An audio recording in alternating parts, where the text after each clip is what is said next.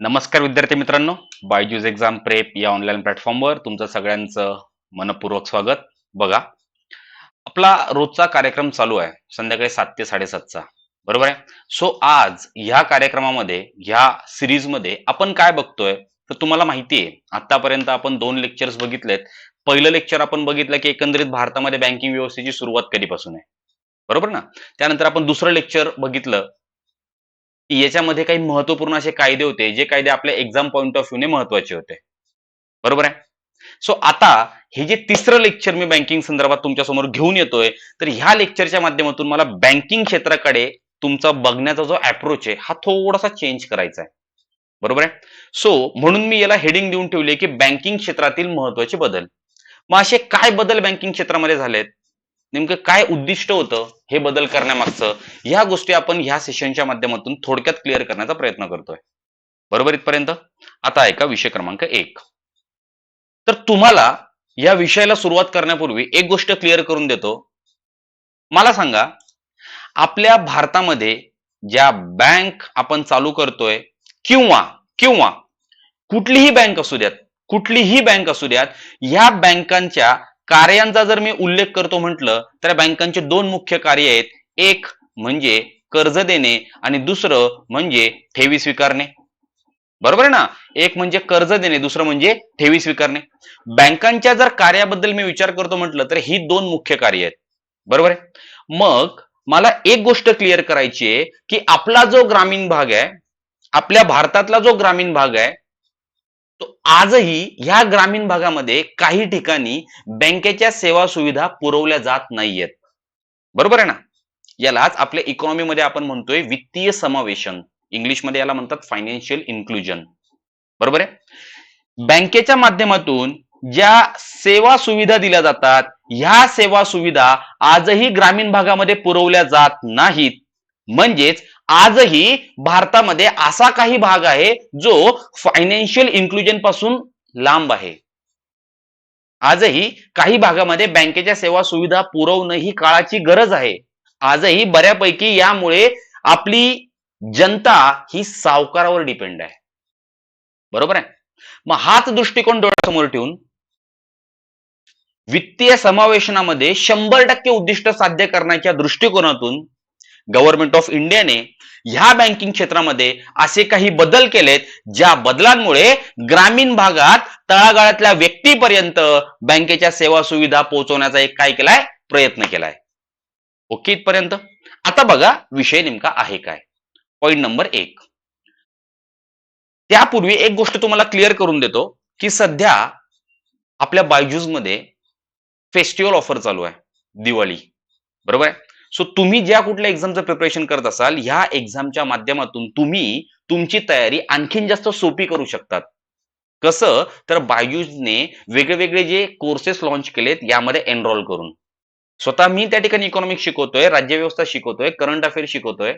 आपल्यासोबत सगळी top फॅकल्टीची team आहे आणि ह्या टोटल फीजवर तुम्हाला 35% डिस्काउंट बायजूस कडनं देण्यात आलाय दिवाळी निमित्त.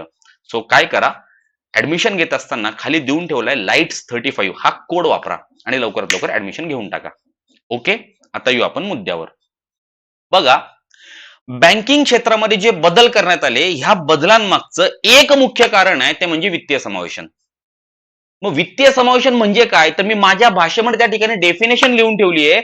ज्या ठिकाणी बँकेच्या सेवा सुविधा मिळत नाहीत अशा ठिकाणी बँकेच्या सेवा सुविधा पोहोचविणे म्हणजे वित्तीय समावेशन. बरोबर आहे. म्हणजे मला सांगायचंय की तळागाळातल्या व्यक्तींपर्यंत बँकेच्या सेवा सुविधा पोहोचवणे that is called financial inclusion. मग हे फायनान्शियल इन्क्लुजन करण्यासाठी आपण काय काय बदल केलेत, काय काय इनिशिएटिव्ह घेतलायत, ह्या इनिशिएटिव्ह आजच्या लेक्चरमध्ये बघणार आहे. थोडक्यात मी तुम्हाला सांगण्याचा प्रयत्न करतो. बरोबर आहे. आणि एक गोष्ट लक्षात घ्या, जेव्हा केव्हा आपण बँकिंग टॉपिक हँडल करतोय ना, तेव्हा केव्हा अख्खा बँकिंग टॉपिक हा फायनान्शियल इन्क्लुजनशी रिलेटेड हँडल करायचा आहे. मग कधीपासून? मग 1955 ला आपण स्टेट बँक ऑफ इंडिया स्थापन केली. त्याच्यानंतर आपण 1959 ला सहयोगी बँका स्थापन केल्या. काही कालावधीनंतर ह्या सहयोगी बँकांचं आपण विलिनीकरण करून टाकलं. विलिनीकरण सुद्धा फायनान्शियल इन्क्लुजनला सपोर्ट म्हणून केलं जातं. इथपर्यंत मी सांगतो. रेग्युलर बॅच मध्ये मी हा मुद्दा एकदम व्यवस्थित ओपन करतो.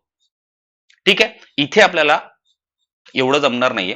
सो जे रेफरन्स मटेरियलच्या बाहेर आहे त्या गोष्टी आपण इथे बघण्याचा प्रयत्न करू. बघा पुढचा पॉइंट, हे वित्तीय समावेशनाचं उद्दिष्ट 100% साध्य करण्याच्या दृष्टिकोनातून गव्हर्नमेंट ऑफ इंडियाने ज्या उपाययोजना केल्या, जे बदल केले, हे बदल आजच्या लेक्चरमध्ये आपण बघतोय. बरोबर आहे.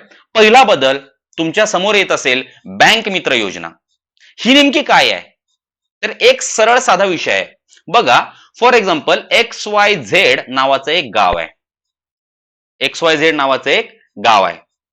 बरोबर आहे. या गावामध्ये साधारणतः आपण पकडलं की 1000 लोकसंख्या राहते. 1000 लोकसंख्या राहते. मग मला सांगा, ह्या 1000 लोकसंख्येला बँकेच्या सेवा सुविधा मिळत नाहीयेत. बरोबर आहे. मग अशा वेळेस ह्या XYZ गावामध्ये आपण नॅशनलाइज बँक ओपन करण्याचा विचार करतो. पण विचार केला असता मला सांगा, ह्या नॅशनलाइज बँकेच्या माध्यमातून या 1000 लोकांना जी सेवा दिली जाणार आहे, खरंच त्या सेवेचं जे आउटपुट आहे ते खरंच निघेल का हो? किंवा जेवढा खर्च आपण 1000 लोकांना बँकेच्या सेवा सुविधा पुरवण्यासाठी ह्या नॅशनलाइज बँकेच्या एका शाखेवर करणार आहे, खरंच तो खर्च हा परवडण्याजोगा असेल का? बरोबर आहे. एखादी नॅशनलाइज बँक तिथे ओपन करायची आहे म्हणजे त्या ठिकाणी तुमचा कर्मचारी वर्ग आला, कर्मचारी वर्गाला देण्यात येणारं पेमेंट आलं, या सगळ्या गोष्टी त्या ठिकाणी आल्या. मग अशा वेळेस हा खर्च करणं कुठे ना कुठेतरी काय होऊन जातं, अवघड होऊन जातं. बरोबर आहे. म्हणून गव्हर्नमेंट ऑफ इंडियाने एक जी योजना चालू केली तिला आपण म्हणतोय बँक मित्र योजना. म्हणजेच काय, तर तालुक्याच्या ठिकाणी एखादी बँक असेल, फॉर एक्झाम्पल SBI, या SBI बँकेचा एक प्रतिनिधी म्हणून हा बँक मित्र या XYZ गावामध्ये जाईल. हा बँक मित्र या 1000 लोकांना बँकेच्या सेवा पुरवेल, म्हणजे कर्ज असेल, ठेवी असतील, विमा असेल किंवा आणखीन काही असतील. ह्या सेवा या 1000 लोकांना पुरवेल. ह्या सेवा ज्या प्रतिनिधीच्या माध्यमातून पुरवल्या जात आहेत, या प्रतिनिधीला आपण म्हणतोय बँक मित्र. आणि ही जी योजना चालू केली आहे, ही योजना म्हणजे बँक मित्र योजना. तुम्हाला इथे एक पॉइंट क्लिअर होत असेल की ह्या बँक मित्र योजनेच्या माध्यमातून आपण कशाला फोकस करतोय, तर आपण फोकस करतोय फायनान्शियल इन्क्लुजनला, म्हणजेच वित्तीय समावेशनाला. क्लिअर होतंय? क्लिअर होतंय? सो हा एक तुमचा पॉइंट आहे. त्याच्यानंतरचा पुढचा पॉइंट आपण बघून घेऊ, स्मॉल बँक, लघु बँक काय आहे. तर फर्स्ट ऑफ ऑल याचा बेसिक, उषा थोरात समितीच्या शिफारशीनुसार या बँकेची स्थापना आहे. आणि या उषा थोरात समितीच्या शिफारशीनुसार RBIने 2015 मध्ये एकूण 10 बँकांना लघु बँक स्थापन करण्याचा काय दिला, परवाना दिला. आणि या परवान्यानुसार भारतातली पहिली लघु बँक होती तुमची capital small finance bank Jalandhar मधली, जिची सुरुवात झाली 24 एप्रिल 2016 ला. बरोबर आहे. आता स्मॉल बँक नेमकी आहे काय बघून घ्या. बघा, ज्या वेळेस एखाद्या गावामध्ये, फॉर एक्झाम्पल आता जे बघितलं ते XYZ नावाचं गाव, ज्यावेळेस एखाद्या गावामध्ये नॅशनलाइज बँक ओपन करणं थोडंसं काय होतं, खर्चिक काम होतं, त्यावेळेस अशा गावामध्ये बँकेच्या सेवा सुविधा पुरवण्यासाठी ज्या खाजगी कंपन्यांना, खाजगी वित्तीय संस्थांना आपण बँक स्थापन करण्याचा परवाना दिलाय, त्या बँक म्हणजे स्मॉल बँक. म्हणजे फॉर एक्झाम्पल बघून घ्या बरं. फॉर एक्झाम्पल मग तुमचं पेटीएम असेल, फॉर एक्झाम्पल तुमचं एअरटेल असेल, म्हणजे अशा कंपन्या ज्या कंपन्यांना वित्तीय क्षेत्रामध्ये कमीत कमी 5, 7, 8, 10 वर्ष अनुभव आहे, अशा कंपन्यांना आपण टायर 3 आणि टायर 4 लेवलला, म्हणजे ज्या ठिकाणी बँकेच्या सुविधा अजूनपर्यंत पुरवल्या जात नाहीयेत, अशा ठिकाणी या सेवा पुरविण्यासाठी बँक स्थापन करण्याची जी परवानगी दिली आहे, आणि यांच्या माध्यमातून ज्या बँक स्थापन केल्या जातात त्या बँक म्हणजे स्मॉल बँक. आणि आणखीन एक बँक आहे तिला आपण म्हणतो पेमेंट बँक. याच्यानंतर आपण लगेच बघणार आहोत.